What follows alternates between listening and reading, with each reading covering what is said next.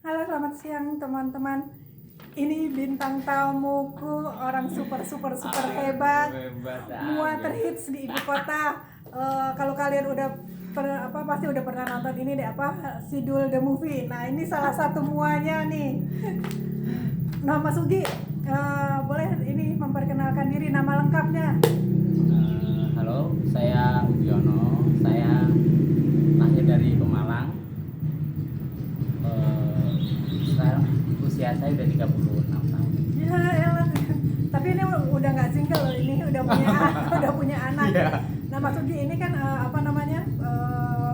People Development Consultant berdasarkan pacet. Jadi ini aku mau ngelihat pacetnya Mas Ugi kayak gitu. Seperti yang tadi kita sudah sudah sampaikan bahwa di rentang usianya Mas Ugi di 11 sampai 21 tahun itu nih ya, di 11 sampai 21 tahun ini ada lambang 7K. 7K itu kalau di pace itu dilihat sebagai tantangan yang berat gitu, kondisi di mana kehidupannya itu ya berat atau amat sangat berat. Nah, kalau Mas Ugi sendiri gimana? Oh iya. Aduh, ini ada suara motor. Ya, Gak apa-apa ya, ini soalnya kan kita di luar. Iya, waktu itu saya tuh pas di umur 11 ya. Saya sih Ini kan 11 sampai 21 Iya. tahun. Di rentang usia itu sih. Saya Apa yang tuh- terjadi di kehidupannya Mas Ugi? Saya itu sebenarnya tuh dari 9 bersaudara ya.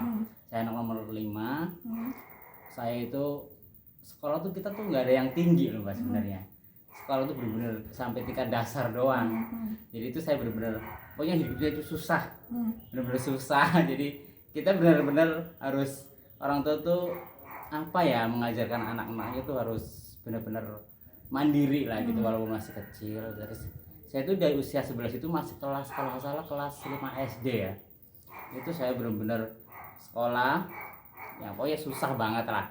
Sampai akhirnya saya lulus, alhamdulillah sampai lulus SD doang nih sekolah dasar. Terus saya merantau Mbak.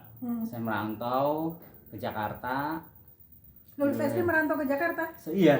Anak sekecil itu lulus SD? Justru Hebat aduh. juga lu. Gimana ya caranya aku bisa membantu orang tua? Aduh, sebenarnya sih pengen sekolah Mbak. Cuman kan zaman dulu kan bener-bener sekolah tuh bener-bener harus bayar ya semuanya. Sekolahnya jauh, harus pakai kendaraan kan ya. Ya udahlah, emang aku harus caranya begini. Tapi yang penting aku nggak putus asa Mbak. Saya tuh nggak putus asa. Saya bener-bener pokoknya kedepannya saya tuh harus sukses tuh. Pokoknya aku harus menunjukkan ke teman-teman juga. Harus punya tekad kuat dari Nah, awal. aku ke Jakarta, saya merantau. Wah, saya itu bener-bener kerjanya itu luar biasa Mbak. Jadi itu saya kerja ke orang bener-bener yang nggak tahu itu siapa gitu ya. Saya tuh kerja saya tuh kerja sebagai ya kalau di sini sekarang pembantu yang laki-laki itu namanya apa ya di sini ya? Ya, ART Laki-laki. juga. Ya ART lah pokoknya. Aku bantu gitu lah. Terus sampai pokoknya itu Itu di Jakarta? di Jakarta. Itu saya baru di Jakarta itu dulu tuh saya di daerah Pasar Minggu. Lumayan lama. Terus aku tuh bener-bener tapi saya masih memikirkan masa saya kayak gini terus ya gitu kan. Saya ngumpulin duit nih ya sembari saya ngirim ke orang tua buat adik-adik saya yang sekolah ya kan kita kan saling membantu lah kayak gitu kan. Adik-adik saya yang sekolah. Terus saya menabung Mbak. Terus saya tuh bener-bener saya tuh mungkin aku tuh nggak cocok gitu pikiran saya di sini terus gitu ya. Aku harus keluar nih, apalagi ya? Aku harus jajalin kerjaan apa nih harus. Pokoknya aku belum menemukan jati diri saya tuh sebenarnya. Di mana saya sampai sekarang ini. Akhirnya saya tuh keluar kerja, saya pulang balik ke kampung. Saya ada duit sisa, saya sekolah jahit, Mbak. Sempat saya jahit. Lah itulah dari sekolah jahit itu aku pergi ke Jakarta lagi, Mbak. Kerja lagi tuh Ikut tukang jahit sekarang. Waktu itu saya usia kalau nggak salah tuh 16 tahun lah. 16 tahun saya di situ. Terus saya itu benar-benar bingung tuh. Duh, ini kayak aku dikonveksi Mbak dulu Mbak. Benar-benar waduh, ini lama-lama saya kerja kayak gini pantasnya tepos nih. Udah gitu saya kurus banget ya kan ngejar target lah kalau kayak gitu. Akhirnya aku benar-benar nggak cocok nih kayak gini nih. Walaupun aku alhamdulillah sampai saat ini sih kalau buat bikin baju, tapi saya biasanya buat bikin baju perempuan. Kalau baju laki-laki saya belum bisa. Alhamdulillah masih bisa bikin. Itu lebih susah kalau bikin baju perempuan. Justru itu Kalau saya tuh bikin ngambil baju yang lagi kan cuma itu doang, lurus. tapi tuh saya tuh orangnya itu pengen taunya tuh tinggi banget. Jadi tuh saya belajar lagi terus ya alhamdulillah sampai saya bisa bikin kebaya, bikin buat keluarga lah. Ada adik saya tak bikinin buat contoh buat praktek kayak gitu. Dan dari situ aku keluar lagi mbak kerjaan. Balik kampung lagi? Enggak, pindah. Pokoknya pindah. Balik sih zaman dulu kan kerja ya ikut orang ya. Jadi nggak sembarangan pulang kampung. Kalau pulang kampung tuh kalau Idul Fitri doang mbak, ya kan. Nah terus aku pindah kerja lagi. Apa ya? Saya tuh bener-bener perjuangan banget lah. Tapi saya nggak putus asa bener-bener di situ mbak. Tuh hebat, saya tuh happy. Pokoknya disyukurin aja kayak gimana.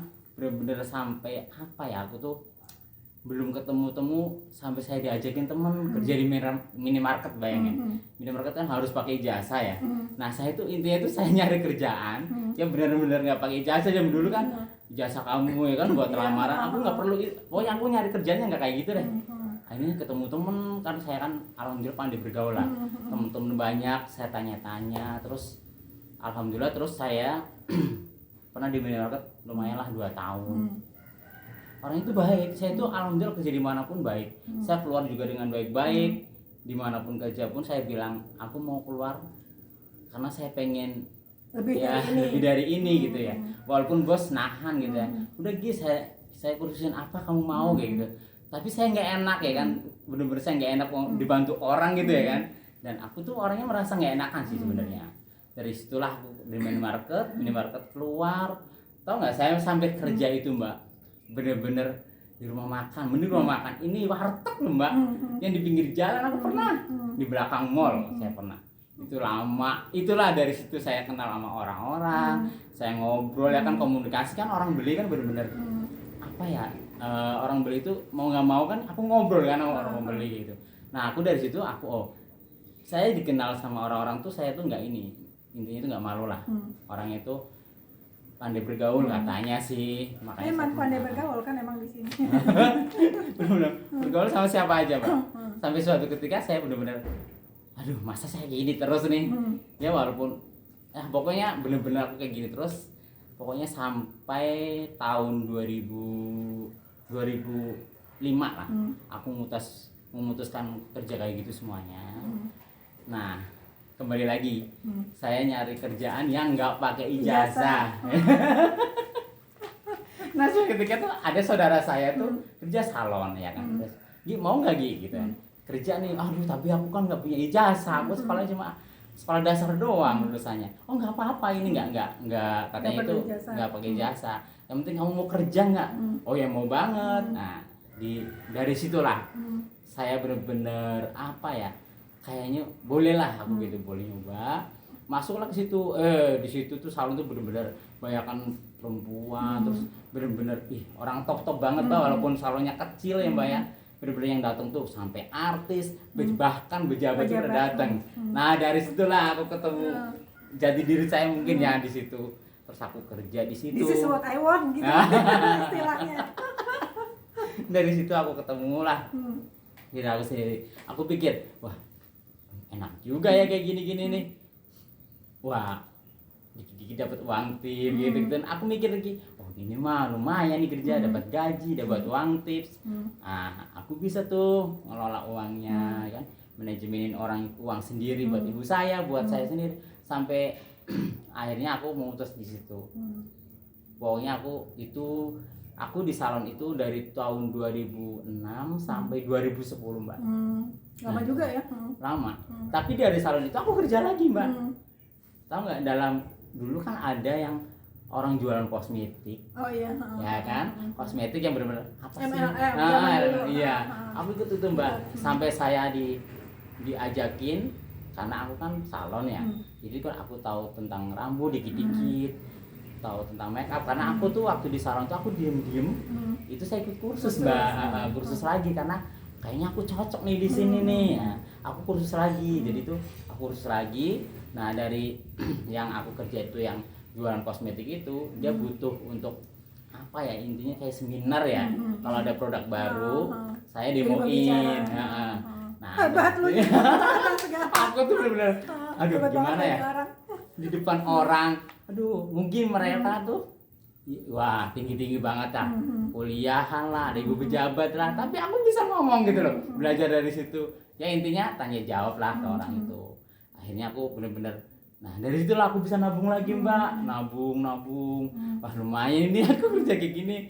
Sambil saya jualan, pokoknya di waktu di salon, aku kerja di salon itu, di meja-meja aku taruh katalog. Ya kan ada nama aku, ada nomor telepon aku, udah monggo yang mau beli gitu kan. Ya udah, aku tuh dengan jujurnya ya mbak ya, mereka tuh tanya itu ini bagus nggak gitu. Nah kalau menurut aku nggak bagus, aku bilang nggak bagus mbak. Bener-bener aku tuh polos banget lah, aku jual tuh polos banget. Tapi alhamdulillah laku banyak banget sampai aku bisa menabung, sampai akhirnya aku bener-bener ya dikit-dikit bisa beli tanah di kampung. Wah. Gila, hebat banget lo. Iya, dari itu akhirnya aku gini, ya aku tuh udah gak nyaman ya sama teman-teman juga, sama bosku. Intinya itu aku sebenarnya itu aku jadi mantu betah. Cuman kalau udah gak nyaman, aku nggak masalah gaji mbak, pokoknya intinya nyaman dulu lah. Nah aku udah gak nyaman nih, keluarlah aku dari situ. Ya ampun, itu tantangan banget aku keluar dari situ. Tahun 2010 itu bener-bener apa ya, ya ada omongan yang nggak bagus lah, tapi intinya aku keluar dengan baik-baik kayak gitu. Mungkin ya siapa sih yang nggak kecewa ya kan, ada karyawannya keluar yang udah bener-bener punya customer atau tamu banyak, ini keluar dia kecewa ya. Akhirnya aku bener-bener keluar, dia ngomong apa aja lah sama customer udah ngadu ke aku biarin aja. Akhirnya apa, dia tuh kayak doainnya tuh yang ngomong ya, dia doanya tuh saya nggak bakalan bisa kerja, dia tuh lulusan apa gitu, nggak bisa diterima di salon manapun gitu ya. Bener, alhamdulillah saya nggak kerja di mana-mana, tapi saya freelance banget. Jadi freelance. Saya sekarang freelance. Saya kenal Ugi zaman saya masih SMA ya. Ya mau yang SMP kan? SMP ya? SMP. Ya enggak dong, udah kuliah kali ya. Udah kuliah kah? Heeh. Masa udah kuliah? Orang tahun 2008, 2007 kuliah. 2007 kuliah. Iya. Kuliah. Masih kuliah bener-bener ya. Kuliah. Ini salah satu klien saya nih. Cela klien. Enggak sih, terasa ya. Nah, terus di Setelah lak pilar selanjutnya di usia 21 sampai 31 tahun. Ini gue buka kartunya nih, usia 21 tahun ke atas nih Ugi baru banyak-banyaknya duit nih. Bener nggak tapi? Aduh, ya sih, itu bersyukur banget. Ya nggak banyak lah, tapi intinya itu bagi saya itu cukup lah. Maksudnya itu saya nggak kekurangan kayak dulu lagi, nggak bingung kayak gitu-gitu ya. Sampai akhirnya saya menikah. Saya menikah itu saya udah nggak kerja di salon mbak, saya udah freelance kayak gini. Nah, udah freelance itu aku benar-benar udah menemukan pasangan dari tahun 2014. Nah itu istri saya juga calon istri saya dulu ya. Istri saya tuh dulu bingung nih, aduh saya mau nikah sama dia, kerjanya apa ya gitu. Dia bingung, dia nggak tahu saya itu freelance make up, nyamblok kayak styling rambut lah, pokoknya salon lah ya panggilan. Kalau zaman sekarang namanya mua, artis itu. Kalau sekarang mua. Dulu dia tuh nggak tahu gitu mbak, jadi taunya itu aku hanya tukang ngeblow doang nih gitu kan. Dia mikir dia bisa nggak sih bisa ngidupin gue nggak sih, ngidupin gue nggak sih. Terus akhirnya aku sih ngomong ke dia, kalau mau mantep sama saya insya Allah nggak intinya nggak aku sia-siakan lah, pokoknya aku bener-bener bikin kamu bahagia gitu. Dia bener-bener dia bener-bener mantep mbak. Akhirnya lamaran, nikah lah. Itu ada cerita lain lagi nih. Alhamdulillah itu aku sebelum nikah tuh aku yang waktu aku kerja kan aku beli tanah lah, kecil sih, nggak gede-gede amat. Pokoknya bikin rumahnya bisa lah buat bikin rumah. Itu aku bikin rumah dulu mbak sebelum nikah. Jadi aku bikin rumah itu gara-gara orang tua saya sih sebenarnya tuh. Gi bikin rumah dong Gi, aku bahagia banget deh Gi kalau kamu punya rumah, aku mau menempatin rumah kamu deh gitu. Waduh aku jadi apa ya, jadi terus udah gitu aku jadi semangat juga mbak. Jadi ya Allah ibu saya bahagia nih sama bapak saya kalau saya punya rumah. Aku giat banget kerjanya, menabung giat banget ya gitu. Akhirnya aku di tahun 2013 bikin rumah gitu. Nikah lah, sebelum nikah itu saya nggak tahu, saya kan orangnya kan nggak pernah ngomong aku punya ini punya itu loh gini. Aku diem aja udah nikah. pokoknya intinya aku apa ya, nikah itu bener-bener lagi ya intinya istilah lagi nggak punya duit banget lah nih kayaknya, acaranya biasa banget gitu loh. Loh, tapi kan di pace kamu itu karena duitnya udah habis untuk bikin rumah. Iya. Padahal baru banyak-banyak Iya, duit beli tapi kendaraan udah- motor juga Oh. kan, karena kan istri saya kan jauh ya rumahnya. Aku mau nggak mau kan harus punya kendaraannya untuk main ke sana gitu. Itulah habisnya di situ. habis gitu, untuk gitu. bikin rumah, beli Heeh. motor. Terus waktu itu ya aku ya dikit-dikit ada beli apalah sesuatu lah, pokoknya tuh investasi lah kayak gitu-gitu. Selain dari rumah itu sama kendaraan itu aku beli investasi lagi waktu mau nikah. Makanya nikahnya biasa-biasa Biasa. banget. Aku Tapi juga kan investasi lo banyak. enggak sih. Lah namanya investasi di sini kan beda ya, di kampung sama di sini. Ya tapi alhamdulillah gila. Terus akhirnya istri saya itu benar-benar mantep nikah. Ya udah setelah nikah apa? Aku ada tamu nih ya, teman-teman aku udah datang. Teman-teman aku udah datang dari Jakarta tuh, terus kan ke rumah aku. Nah, rumah istriku kan jauh lah. Aku bilang sama istri, ayo ada tamu nih, mau kesini mas? Bukan ke rumah aku lah, ke rumah kamu di mana gitu kan? Akhirnya di sana aku ada rumah, aku ceritain kan, baru dia percaya kalau dia lihat suratnya baru dua nama aku. Aduh banyak banget sih. Tapi hebat loh kamu memberi surprise ya. Iya, Surprise bener-bener. surprise-nya rumah lagi. Ya walaupun nggak gede ya, kecil, tapi alhamdulillah, karena cita-cita saya itu pokoknya aku keluar dari rumah ibu saya nih, karena kan keluarganya kan banyak ya. Maksudnya itu aku tuh keluar dari rumah ibuku tuh, aku udah bikin rapi nih rumah ibuku. Pokoknya aku keluar dari situ, aku nikah, aku nggak ngerepotin mereka lah. Pokoknya aku bener-bener nggak pengen ngerepotin orang tua, mertua pun, saudara lah ya, walaupun ya intinya nggak, intinya direpotin boleh, tapi aku nggak mau ngerepotin mereka gitu. Terus gimana ceritanya bisa jadi itu apa namanya mua para artis? Itu tuh yang kita pengen tahu. Dari tamatan SD begitu gigihnya dia berjuang di Jakarta, terus akhirnya dipercaya untuk apa namanya menjadi, kalau sekarang istilahnya mua ya, makeup artist kayak gitu untuk artis-artis top ibu kota lagi. Enggak sih, enggak sekolah teman lainnya, cuman aku ya bersyukur aja ya. Dia orangnya suka merendah dia. Bener-bener aku bener-bener dipercaya sama apa ya, orang-orang tuh percaya ya mbak ya. Jadi tuh aku jadi customer apa ke pelanggan-pelanggan lainnya itu pada apa percaya sama saya, terus saya sampai akhirnya tuh benar-benar kenal orang yang buat ya pokoknya tuh langgananku tuh baik-baik semua. Jadi tuh kayak teman nih, seperti ini kayak teman jadinya kan. Jadi bener-bener aku tuh kayak teman semuanya mbak. Jadi aku kerja tuh bener-bener tak nikmatin aja mbak.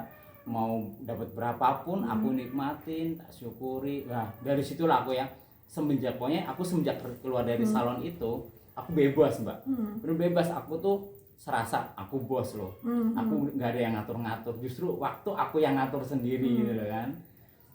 Dari situlah aku jadi makeup ya, jadi muak ya, ya walaupun belum terkenal banget tapi ya dikenal orang-orang komplek lah. Jadi aku bukan ya ketemu artis juga, salah satunya ya banyak juga ya. Jadi aku juga sampai ketemu Mega Amalia, Rano Karno, satu keluarga aja pakai dia. Terus siapa lagi tuh waktu itu dia bilang, aduh aku lupa siapa lagi ya, itu banyak para ya artis-artis. pokoknya tuh Cornelia juga Cornelia, kan. Nah pokoknya dia salah satu yang dipercaya oleh Rano Karno ketika Rano Karno membuat Sidul the Movie ya. Iya betul. Nah, Sidul anak sekolahan the Movie atau Sidul the Movie sih namanya? Sidul the Movie itu yang menarik mbak. Nah, itu cerita bener-bener yang menarik banget. Jadi tuh bagaimana ceritanya? Aku ketemu Pak Rano itu bener-bener lagi waktu itu Pak Rano itu jabat sebagai gubernur Banten ya. Nah zaman itu tuh aku tuh megang tuh dua pejabat angkatan laut sama ini nih gubernur. Aku mondar-mandir tuh dari angkatan laut pindah nginep lagi ke Banten ke Pak Rano, pindah lah, pokoknya acara dua-duanya itu hampir sama, sampai bentrok loh barang. Terus lo punya pesawat pribadi, jangan-jangan Ki. Jadi aku gue curiga lu sampai mondar-mandir Banten Jakarta. Jauh lo Banten Jakarta. Mobil saya banyak loh, mobil saya banyak yang jemput sana sini tuh banyak mobilnya. Jadi gini, jadi tuh ada dari pejabat angkatan laut sama gubernur kan. Jadi tuh nanti setelah aku ngurusin di gubernur 2 hari nih, dianterin lah ke pejabat yang satu lagi angkatan laut itu. Nah dari sini 2 hari lagi pindah lagi sana, muter-muter gitu loh. Tapi saya nikmati mbak, walaupun capek tuh saya nggak ngerasain capek, itu aku nikmat banget. Nah suatu ketika itu Parano nih, Gi kamu bisa gunting rambut? Aduh ya bisa lah, aku bilang gitu kan. Ini gubernur lagi mau saya pegang ya kan, dia minta gunting rambut pula. Udah sini saya guntingin, kan saya untungnya tuh saya orangnya santai, terus udah gitu apa ya, ya pandai bergaul ya, jadi aku nggak malu sama sekali sama siapa. Pokoknya tuh beliau nyambung ngomonganku, aku nyambung beliau, dia udah ngobrol-ngobrol sambil dikerjain. Gi kayaknya kalau saya ini kan mau selesai nih, dia cerita gini, mau selesai nih gubernur nih, aku udah selesai jabatannya, terus aku sih pengen nyalon lagi. Tapi beliau bilang gini, kalau aku nggak jadi Ki, aku udah nulis Ki mau bikin film. Wih keren dong, aku semangatin dong, ayo Pak bikin film lagi, ditunggu sama orang loh kayak gitu. Itu terus iya Ki aku pengen bikin film lagi, tapi aku syutingnya nggak di sini, di Indonesia. Ah serius, aku pengen bawa kamu deh Ki. Ah jangan gitu dong Pak, bercandanya. Beneran Ki, aku pengen bawa kamu, tapi ini nggak di sini Ki, ini di luar negeri. Wah enak banget nih, tapi aku nggak mimpi ke sana Mbak. Pokoknya itulah angin lalu, ngomongan doang itu ya kan. Suatu kita kau Parano tuh benar-benar udah lepas jabatan, dan beliau itu nggak ini ya, udah nggak jadi lagi ya gubernur. Udah intinya nggak jabatan lagi. Tahu-tahu saya ditelepon, Ugi bisa ke rumah. Nah aku ke rumah dong, ke rumah beliau, ngobrolin itu terus Gi, kayaknya saya jadi bikin film gitu kan. Saya bener-bener nih omongan dulu, saya ngomong lagi, kamu mau nggak ikut saya sebagai asisten saya, terus bantuin make up, bantuin kostum kayak gitu ya. Pak kenapa saya dibawa nih kan, harus saya gitu kan. Agak-agak jual mahal dikit ya sih, karena dia seneng banget tuh dibawa. Kenapa saya harus ke sana nih Pak nih gitu kan. Ya aku cocok banget sih Gi. Pokoknya tuh aku pengen bawa kamu, serius nih Pak ya. Pokoknya kamu dia bilang gini, aku waktu itu kan udah nikah ya, itu tahun 2018 Mbak. Belum lama lah, ya 4 tahun yang lalu ya. 2018 Gi, bener nih Gi, kalau kamu mau ikut, kamu izin dulu sama orang tua kamu, sama istri kamu, boleh nggak ke luar negeri gitu ya. Nah nanti pasportnya aku urusin gitu ya. Aku bilang gini, Pak jangan Pak, aku ngurus sendiri aja. Kan di kampung aku kan ada imigrasi, ngapain saya bikin-bikin di Jakarta gitu ya. Oke lah gitu, pokoknya nanti kalau ada apa-apa bilang ke aku lagi ya. Akhirnya aku pamitan, dibolehin. Nah ada hal menarik banget Mbak, saya bikin paspor bener-bener saya sendiri di kampung kan, saya ke Malang kan ada tuh gede, saya kesana bener-bener di situ ya, apa ya. Oh dikira ini mau TKI. Pokoknya dia nggak percaya banget, kamu bikin buat apa gitu kan. Terus aku dipersulit, bener-bener dipersulit banget. Tapi aku nggak putus asa Mbak, bener-bener ya kan. Sini aku begini gini, enggak, pokoknya aku mau maju sendiri gitu kan. Terus aku harus tahu nih ya kan, begini gimana prosesnya, gimana. Orang aku semua bener semua, ini data-data aku kasih. Dia dipersulit, terus aku ngomong ya kan, Pak emang tampang saya itu tampang, aku sih bilangnya mau jalan-jalan ya, traveling, mau hunting film ya kan. Dia nggak percaya lagi. Sama siapa? Saya diajak sutradara Pak, sama Rano Karno. Nggak percaya, mau nggak percaya nih, nanti aku tak teleponin mau nggak sih gitu kan. Terus akhirnya enggak, pokoknya nggak percaya aku gitu. Terus aku tuh bener-bener dipersulit banget sampai akhirnya aku bisa. Tapi dia dari pihak imigrasi itu bilang gini, Mas nanti tolong ya minta surat rekomendasi dari kantor. Aku minta dong sama Pak Rano, bener-bener aku mintain, saya kasihin, dia percaya kan. Akhirnya dikasih lah itu pasportnya, udah jadi. Aku seneng nih. Nah itu dari situlah aku mau berangkat ke Belanda Mbak. Itu lebih unik lagi nih, waktu saya kan pernah nulis bikin status nih gelap di Facebook saya, ada tulisannya, saya tulisannya gini, foto waktu saya di Eropa tapi lagi mati lampu. Itu pas kalau nggak salah itu tanggal 3 atau 5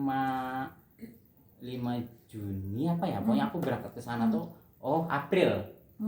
Pas aku mau berangkat ke Belanda, setahun kemudian itu muncul kan. Nah muncul itu kan biasa kan di Facebook tuh setahun kemudian di tanggal yang sama kan diingatin. Itu akhirnya aku kirim ulang lagi ya kan, tak upload ulang lagi, tapi dengan ada tulisan atasnya lagi, Oke, dulu saya foto pas mati lampu. Ini saya mau ke Eropa beneran ya. Nanti aku kasih foto yang di Eropa beneran. Itu terharu semuanya tuh orang-orang. Dikira saya bener bohongan. Bener-bener aku ke Eropa kan, ke Belanda Mbak itu. 1 bulan itu saya di sana. Gila. Wah, ini kedinginan. Terus bahasanya gimana lo? Sambil Bahasa mengkerok. Tarsan. Ya itulah, banyak Tarsan ya. Saya sampai belanja ke sana kemari. Ya udah bahasa Tarsan bener-bener. Tapi ya alhamdulillah di sana sih orang menghormati orang Indonesia banget. Itu saya ke sana pas setelah salju ya, sisa-sisa salju sih masih. Waduh, kayak orang ngimpi Mbak saya, Mbak. Naik pesawat, sekalian naik pesawat jauh banget, ya Allah. Dari situ aku bersyukur banget. Bener-bener aku bener-bener dia banyak pelajaran di film itu. Para ngajarin aku sebenarnya sih di balik semua itu tuh orang tuh orangnya baik banget. Bener-bener. Dia itu tegas ya. Beliau itu tegas. Jadi aku tuh diajarin Gi acting tuh kayak gini, Gi syuting tuh capek loh Gi kayak gini. Tapi aku semakin apa ya, aku kan orangnya tuh semakin penasaran Mbak ya kan. Apa sih itu film kayak gitu kan. Oh ya make upnya cuma gini aja Gi, terus yang penting tuh wardrobe-nya tuh harus bener-bener pasti. Aku belajar dari situ lah. Orang tuh baik banget sampai saya diajarin acting loh Mbak, diajarin Masuk scene ya. Iya. Ya itulah. Jadi apa, orang nyebrang jalan atau apa? Di balik Atau orang terlantar di Belanda. Iya. Di balik semua itu tuh Parano tuh ada ini, ada maksud di balik semua itu. Ternyata tuh beliau kan bikin sidul tuh sampai 3. Sidul pertama, kedua, ketiga. Nah, di kedua tuh aku nggak bisa ikut karena istriku melahirkan anak kedua ya kan. Di tanggal itu sama berangkatan aku nggak bisa ikut. Terus di pas sidul ketiga itu Parano nelpon, Ugi, ini kamu nggak saya ikut, tapi ini kayaknya ada peran buat kamu gitu. Yang bener saya gitu ya kan. Beliau kan suka bercanda ya. Aku nggak bercanda gini, serius. Ini kalau kamu nggak mau, aku nyari orang yang kayak kamu. Ih gimana sih nyari orang kayak saya? Maksudnya gimana? Ini karakter tuh buat kamu kayak gitu ya. Ya walaupun nggak banyak sih, cuma 1 scene sih Mbak. Tapi itu tantangan buat aku banget ya. Jadi tuh nggak sampai 1000 kali tekan Pak. Justru kan aku bilang gini, udah Pak, saya ke kantor ya Pak ya. Saya casting dulu deh Pak gitu ya. Ngapain ke kantor kata Parano gitu. Sini casting sama saya aja. Masa itu saya terharu banget ya, seorang aktor ya kan, seorang sutradara, jabat pula castingin di depan. Castingin saya di depan beliau. Kan sambil Ya, tapi beliau benar-benar profesional banget ya. Aku juga banyak. Aduh pokoknya itu beliau tuh, saya hubungan sama beliau aja udah kayak warga ya di rumahnya, benar-benar udah kayak siapa ya. Beliau aja kalau ada syuting aja pasti pengennya ngajak saya gitu. Kadang kan saya kan waktunya enggak. Orang paling sibuk seluruh jagat raya. Kadang udah ada janji sama orang ya kan, tapi ya saya kadang tak sempetin lah ya kan bantuin beliau gitu. Saya main di sidul ketiga ya alhamdulillah sih, walaupun 1 scene kan masuk layar ombok yang lebar ya kan. Sampai orang geger di kampung, gila Ugi. Setiap infotainment ada Ugi ke Belanda, ada gimana ya Allah. Ya apa ya, aku jadi kayak ngimpi bener-bener itu. Ya Allah, sampai teman saya tuh terharu tuh, teman-teman aku tuh, gila lu Gi, bener-bener kata-kata kamu dulunya gitu kan. Terus kan ngomongnya, udahlah, jauh udah sedih, saya kan nggak sekolah nggak apa-apa, yang penting aku pengen, yang penting akhirnya di mana kayak gitu kan. iya pokoknya yang penting aku apa ya, bahagia lah. Ya itulah perjuangan aku ke situ. Terus akhirnya aku suruh main di situ. Alhamdulillah udah selesai semua urusan syuting, tayang filmnya. Setelah itu aku tuh bener-bener, setelah itu di tahun berapa ya, itu di setahun kemudian udah filmnya udah selesai. Setahun kemudian aku ini tahu ada nelpon Mbak. Tuh kan ada siapa nih yang nelpon? Nelpon apa? Banyak loh, nelpon itu bisa rentenir gitu kan. Terus orang nawarin entah apa. Ini bener-bener saya tuh kayak bener-bener nggak nyangka ya. Ada yang nelpon itu dari pihak travel ya, ya travel yang biro jasa, yang ya travel yang mau keluar negeri lah. Nah aku ditelepon kan dari pihak travel, katanya itu aku tuh mau diberangkatkan umroh. Nah, ya Allah, aku bener-bener bengong, ini siapa yang berangkat? Saya tanya dong sama orangnya, Pak siapa ya Pak? Oh dengan ibu ini, Masya Allah, bener-bener aku nggak ternyata bisa. salah satu klienmu itu. Salah satu klienku, aku nggak bisa nyebutin namanya soalnya bener-bener dia orangnya baik banget, bener-bener kok perhatian banget sampai segitunya ya kan. Katanya Ugi, itu tanda terima kasih aku, kamu udah bantuin aku dari dulu sampai sekarang aku selesai tugas. Ya Allah Ibu, ya ampun ngapain halus saya Bu, saya bilang gitu kan. Saya itu siapa sih Bu? Enggak, kamu tuh orang kita gitu kan, orangnya saya kayak gitu kan. Sampai ya Bu, ngapain sih Bu?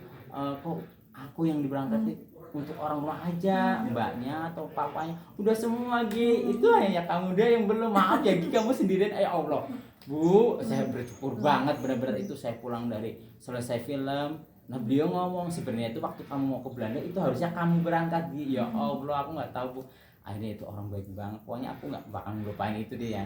Ibadah ya, siapa sih yang nggak mau ke sana, nggak pengen ke sana. Itu saya gratis pula, bener-bener gratis Mbak. Untungnya aku udah punya paspor sendiri ya kan, aku tinggal ngurusin dokumen doang. Nah, untuk umroh itu aku tuh benar-benar bersyukur banget ya, aku bener-bener kayak ngimpi lagi. Itu rezeki tuh bener-bener lo kerjaannya ini kayak ngimpi doang tapi jadi kenyataan. Jadi marilah kita kayak kita ngimpi aja dulu, suatu saat dengan kerja keras pasti jadi kenyataan kayak Ugi ini.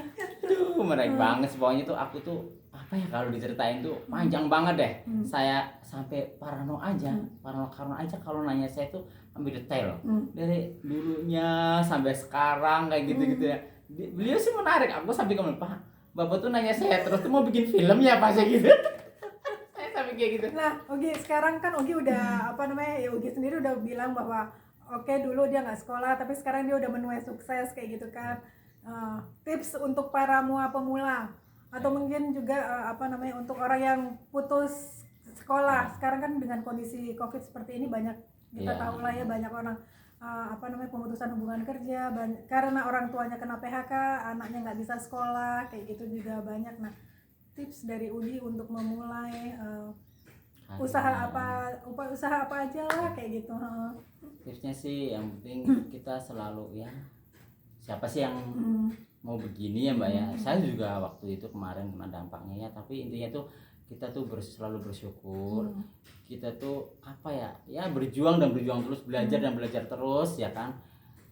Ya saya sendiri sih bener-bener sedih banget dengan begini gitu ya, tapi ya sedih banget dengan begini kan dirimu udah sukses iya dulunya. sih kan dulunya. Ya sekarang kan lagi pandemi begini kan, saya juga kehilangan Mbak, kehilangan klien-klien yang nggak jadi nikahan, nggak jadi ini, tapi tetap bersyukur. Pokoknya intinya semangat, jangan putus asa, pokoknya belajar dan belajar terus. Intinya ikhtiarlah, jangan pokoknya tuh jangan merasa udah paling sukses, sudah paling benar. Pokoknya tuh kita tuh benar-benar selalu lihat ke bawah terus deh. Kalau kita selalu lihat ke bawah, pasti nanti akan ketemu yang benar-benar lebih baik lagi. Pokoknya itu mau usaha apapun, mau jadi kuncinya harus bersyukur, terus mau kerja keras, belajar dan belajar lagi. Jangan merasa jangan merasa dirinya paling hebat. Ini akhirnya jadi kayak Ugi. Jadi kalau misalnya teman-teman lihat di Pace gitu kan, konsultasi ke pengembangan diri yang berdasarkan Pace, kalau ada energi 7K itu biasanya dihindari karena orang-orang takut, aduh ini pasti masa-masa yang berat. Tapi justru di masa-masa yang berat itu biasanya kita menemukan jati diri kita, menemukan apa yang sesungguhnya saya inginkan, dan dari situ kita bisa bangkit. Gitu. Oke, sampai ketemu lagi, sukses juga untuk Ugi. Terima kasih waktunya. Ini janjiannya berpuluh-puluh tahun yang lalu, saking sibuknya nggak berpuluh-puluh tahun yang lalu, tapi setidaknya beberapa bulan yang lalu. Oke, sampai ketemu lagi. Bye.